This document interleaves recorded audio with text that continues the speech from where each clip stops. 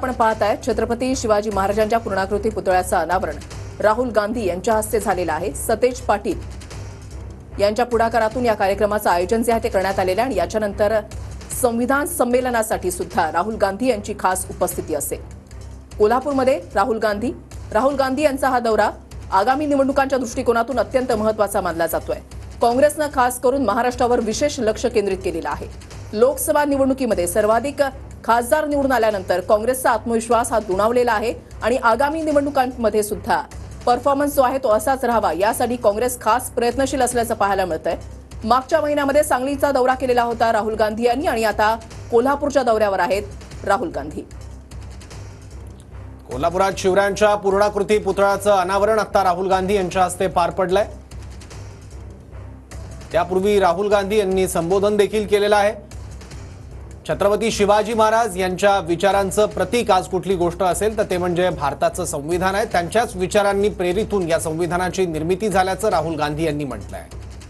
संविधानाचा मुद्दा जो आहे तो पुन्हा एकदा राहुल गांधी यांच्याकडून अधोरेखित करण्यात आलेला आहे। लोकसभा निवडणुकीमध्ये सुद्धा राहुल गांधी यांनी संविधान बचावचा नारा देत भाजपला आव्हान निर्माण केलेलं होतं आणि महाराष्ट्रामध्ये सुद्धा काँग्रेसला जोरदार यश जे आहे ते मिळालेलं होतं। 13 खासदार काँग्रेसचे निवडून आले आणि आता महाराष्ट्रामध्ये त्याचबरोबर सांगलीचे बंडखोर विशाल पाटील यांनी सुद्धा विजय खेचून आणत काँग्रेसला समर्थन दिलेलं होतं।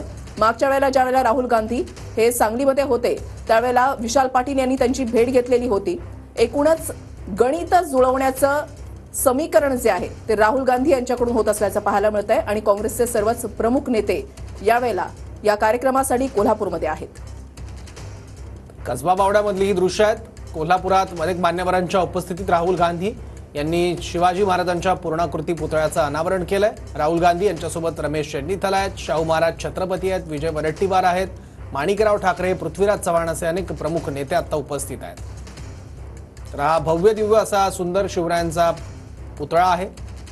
राहुल गांधींच्या हस्ते याचं अनावरण आता थाटामाटात करण्यात आलंय। फटाक्यांच्या आतिषबाजीसह रोषणाईसह या पुतळ्याचं अनावरण आता राहुल गांधी यांनी केलंय।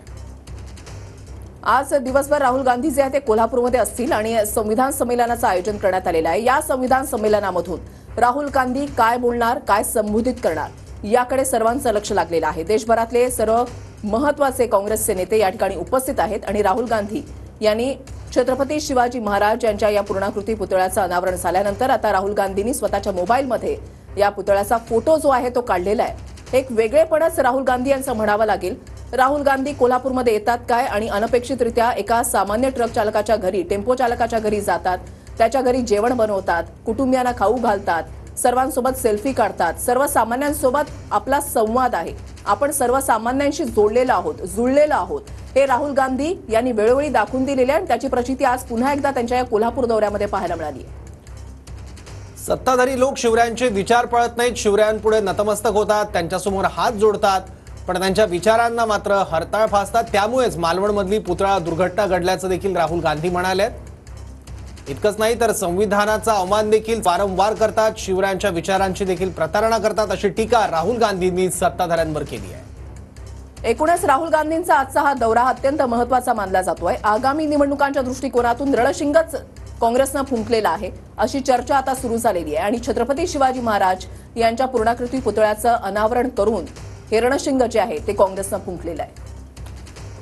त्याचबरोबर छत्रपती शिवाजी महाराज यांच्या विचारापासून प्रेरित होऊन संविधानाची निर्मिती झाली आहे। त्यामुळे काँग्रेस आणि छत्रपती शिवाजी महाराज यांची विचारधारा एकच असल्याचं राहुल गांधी यांनी म्हटलं आहे।